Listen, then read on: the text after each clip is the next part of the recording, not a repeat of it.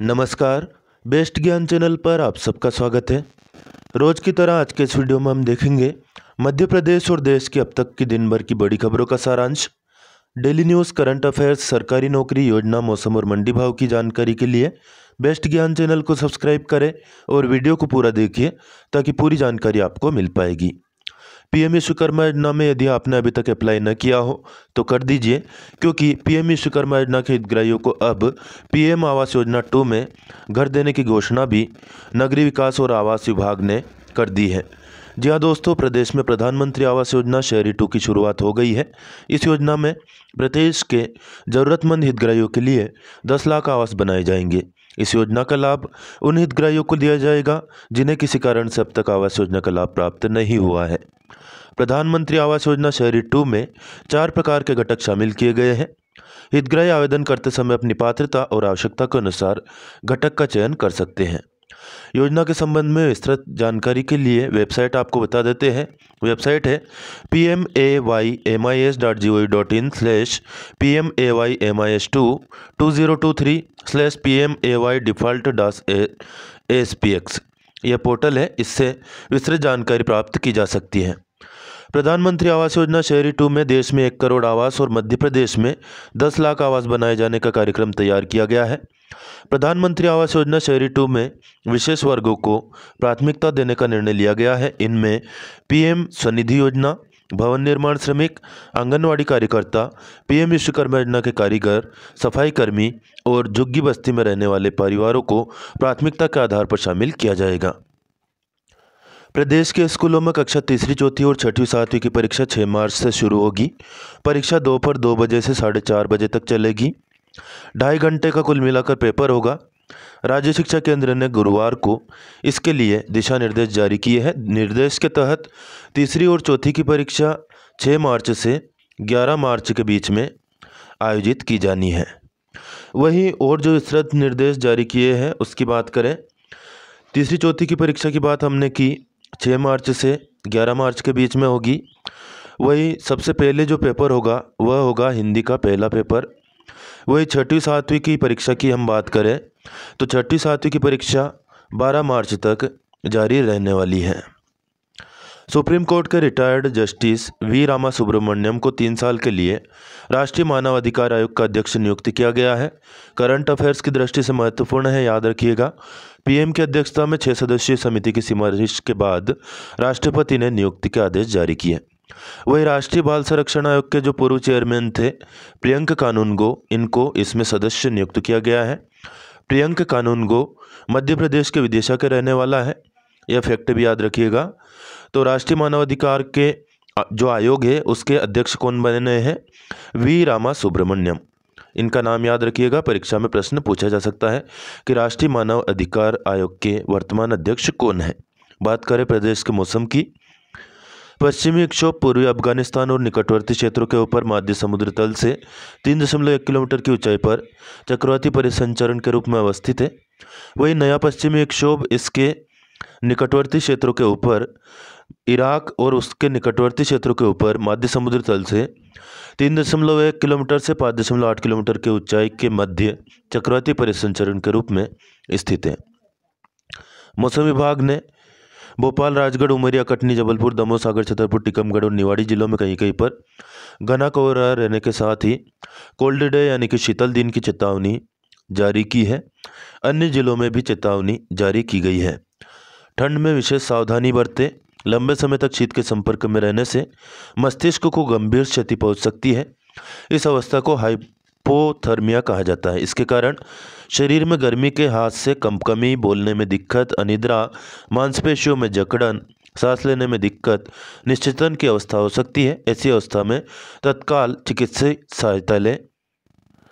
ठंड की अवस्था में क्या होता है, हमारी रक्त वाहिनियाँ संक्रिय हो जाती है, इसलिए कम गर्मी के कारण हृदय गति बढ़ जाती है और हृदय के लिए आपके शरीर में रक्त पंप करना मुश्किल हो जाता है।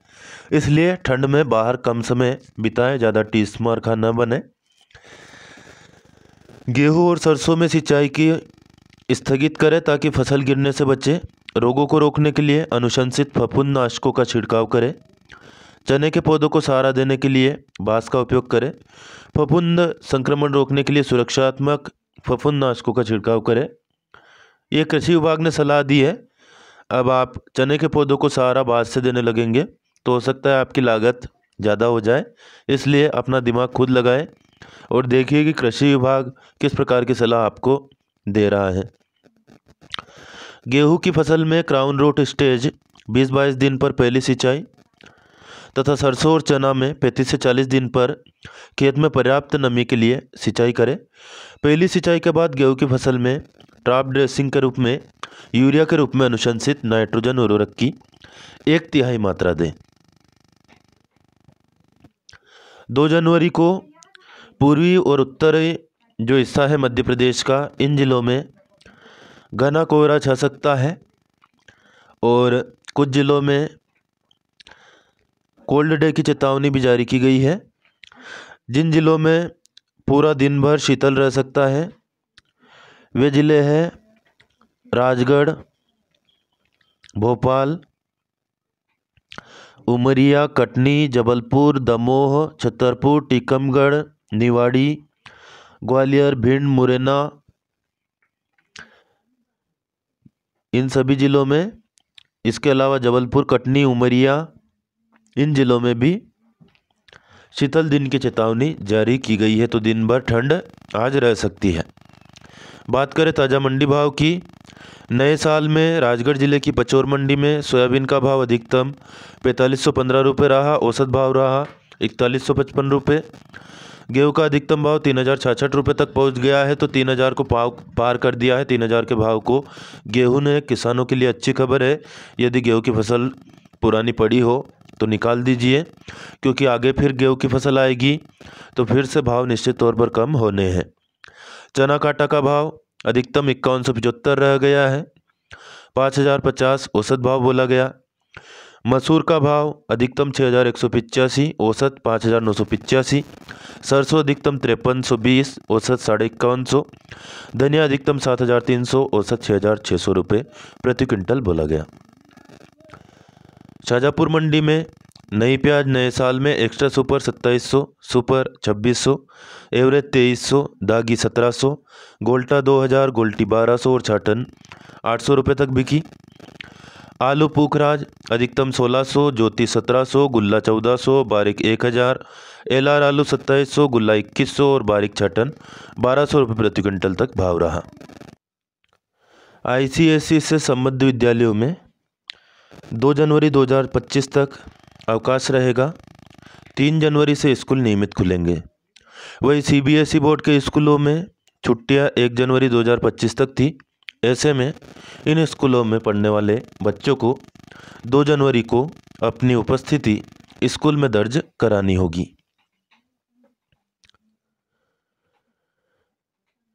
एमपी बोर्ड के स्कूलों में 4 जनवरी 2025 तक शीतकालीन अवकाश रहेगा, लेकिन 5 जनवरी की बात करें तो 5 जनवरी को रविवार है। ऐसे में एमपी बोर्ड के जो स्कूल है वह 6 जनवरी 2025 से नियमित रूप से खुलने लगेंगे।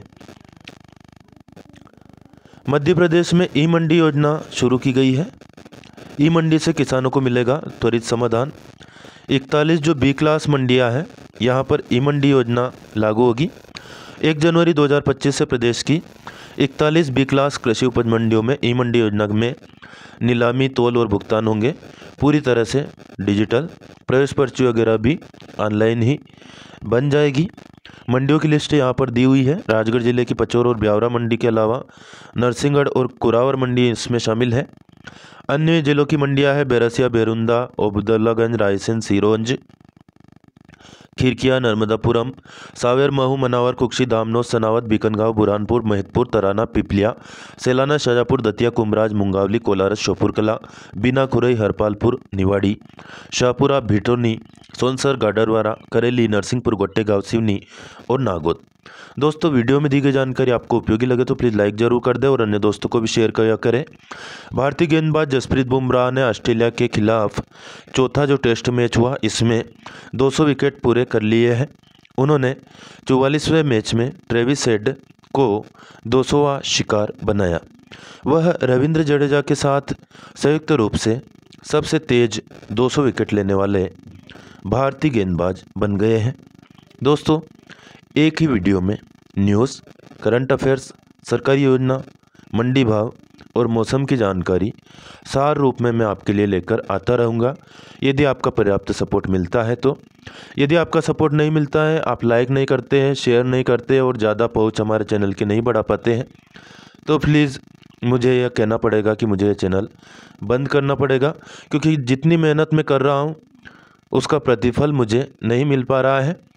तो आपसे ज़्यादा से ज़्यादा रिक्वेस्ट रहेगी कि ज़्यादा से ज़्यादा लोग जो भी आपसे जुड़े हो, चाहे छात्र हो, किसान हो, यदि आपको यह चैनल उपयोगी लग रहा हो तो प्लीज़ ज़्यादा से ज़्यादा लोगों को शेयर कर दिया करें और लाइक करके हमारा हौसला बनाएं, ताकि इस चैनल को जारी रख सकूं। मध्य प्रदेश सरकार के अधिकारी और कर्मचारियों के डाटा अब ऑनलाइन होंगे। IFM MIS में समग्र ID की प्रविष्टि की सुविधा शुरू की गई है।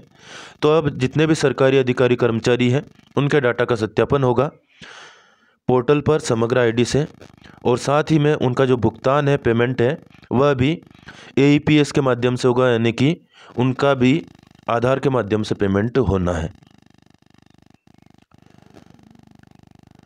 प्रधानमंत्री किसान सम्मान निधि योजना से जुड़ी अच्छी खबर है। सेचुरेशन ड्राइव चल रहा है, इसके माध्यम से किसानों को जोड़ने की पहल लगातार की जा रही है।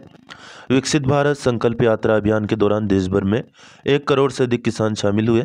नई सरकार के गठन के 100 दिनों के भीतर 25 लाख से अधिक पात्र किसानों को इस योजना में शामिल किया गया है। हाल ही में सरकार ने जो समर्थन मूल्य मसूर का घोषित किया है, 127% की वृद्धि 13-14 की अपेक्षा की गई है। 6,700 रुपये प्रति क्विंटल में मसूर समर्थन मूल्य पर सरकार इस बार खरीदने वाली है।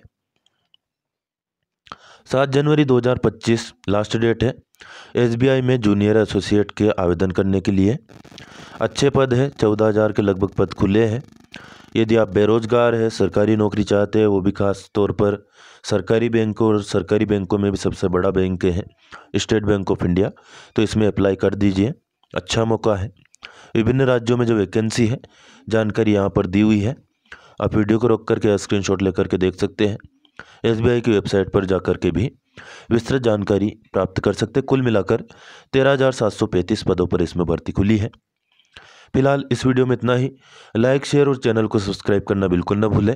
धन्यवाद। जय जवान, जय किसान, जय हिंद, जय भारत।